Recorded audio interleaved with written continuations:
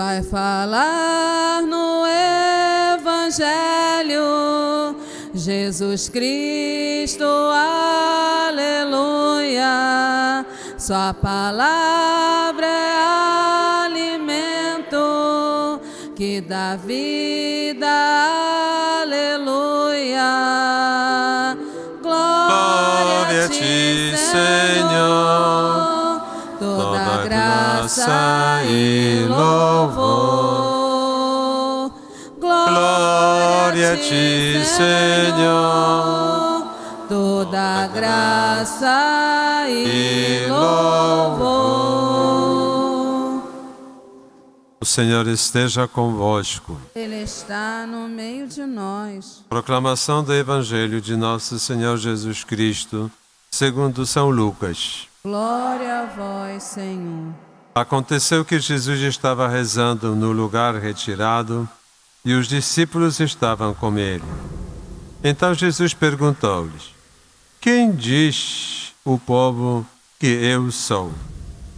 Eles responderam: uns dizem que és João Batista, outros que és Elias, mas outros acham que és algum dos antigos profetas que ressuscitou. Mas Jesus perguntou: e vós, quem dizeis que eu sou? Pedro respondeu: o Cristo de Deus. Mas Jesus proibiu-lhe severamente que contassem isso a alguém.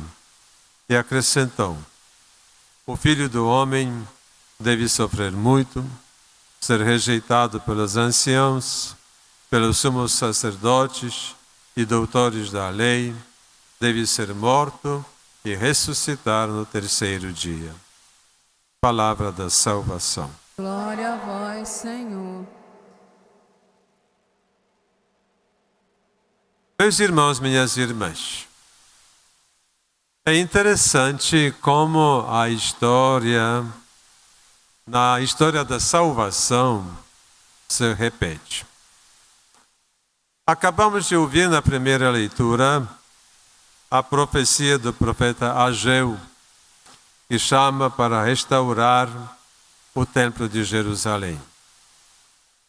Como nós ouvimos, o profeta Isaías já profetizava tanto, e outros profetas, que por causa dos pecados, que chegaria um sofrimento muito grande, a escravidão na Babilônia. Jeremias também aconselhava para ir, para se entregar e ficar lá, até que o povo pagasse por todos os pecados que tinha cometido. E assim se passaram 70 anos, e quando parecia que não tinha mais jeito, que o povo iria ficar para sempre lá como escravo, vem a libertação. De um dia para outro, os reis da Babilônia são vencidos, o Dario, rei da Pérsia, assume poder, e aquele rei que era inimigo dos judeus desapareceu. E como nós falamos, inimigo do nosso inimigo é nosso amigo, né? Assim que foi com o povo de Israel, que o rei Dario, quando vamos ouvir, no segundo ano do reinado de Dario, ele manda para que fosse reconstruído o templo de Jerusalém. Não somente manda, mas ajuda, dá recursos, e aqui nas profecias que vai chegar, o templo vai ser ainda mais bonito, maior, e os povos vão se chegar lá. Então aquilo que parecia ser destruído, recuperado pela oração e dor dos israelitas durante 70 anos, de repente vai ter sido restaurado totalmente.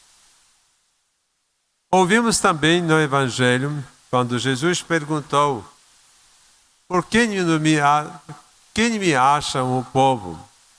E lá diversas respostas. Mas no final Jesus fala que o Filho do Homem vai sofrer vai sofrer muito, vai ser rejeitado pelos anciãos, pelos sumos sacerdotes, doutores da lei, deve ser morto e ressuscitar no terceiro dia. Podemos dizer humanamente, Jesus foi destruído. E no meio desta, podemos dizer, derrota total, vem a ressurreição e uma inversão total dos valores. Ainda vem perseguição dos cristãos, mas vem a vitória da graça, do amor e da misericórdia. Durante os séculos, também podemos observar várias vezes alguns acontecimentos. Quando parecia que tudo não ia dar certo, de repente vai ressuscitando. O mesmo podemos dizer da própria misericórdia. Como nós ouvimos na leitura do diário, quando a Faustina estava já no final da sua vida, ela estava sozinha no domingo da misericórdia, dizendo: Senhor, que isso aconteça. Mas ainda depois, podemos dizer que a obra foi condenada até pelo Vaticano. Mas mais alguns anos e tudo ressuscita. Cada obra de Deus passa por estas experiências e é assim que se manifesta depois o amor de Deus. E hoje, na véspera quase do dia de Santa Faustina, porque no dia 5 vamos comemorar mais um aniversário dela. Ela nasceu em 1905, no dia exatamente, aliás, no 1905 e morreu em 38. Então, 5 de outubro vai ser aniversário de quantos anos? 83 anos de falecimento dela. E lá parecia que não teria chance para a Divina Misericórdia. E vai ressuscitando.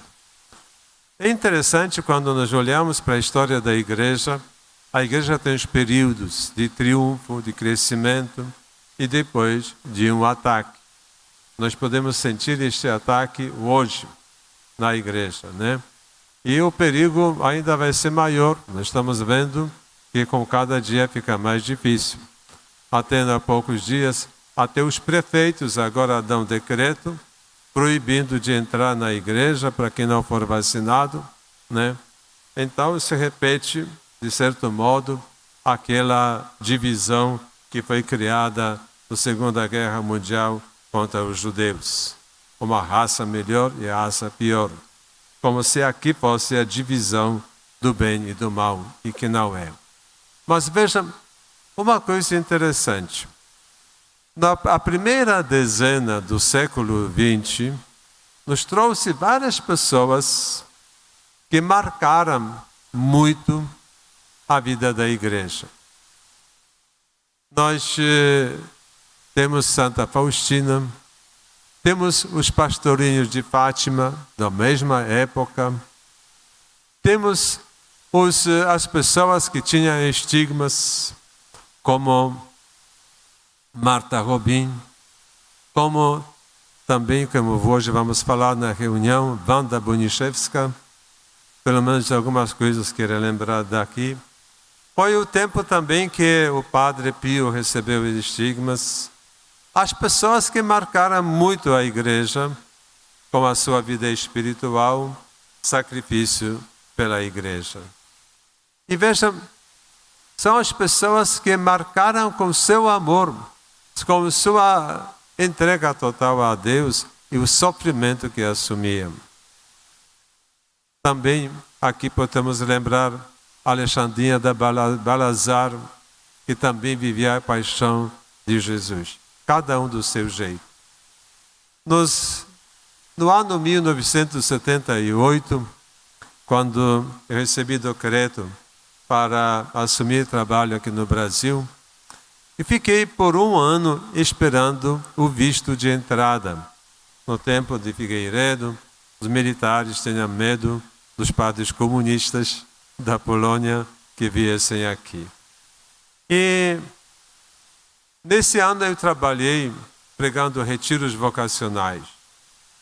Me lembro, uma vez preguei um retiro de um dia vocacional numa casa das religiosas perto de Varsóvia, em Constantin.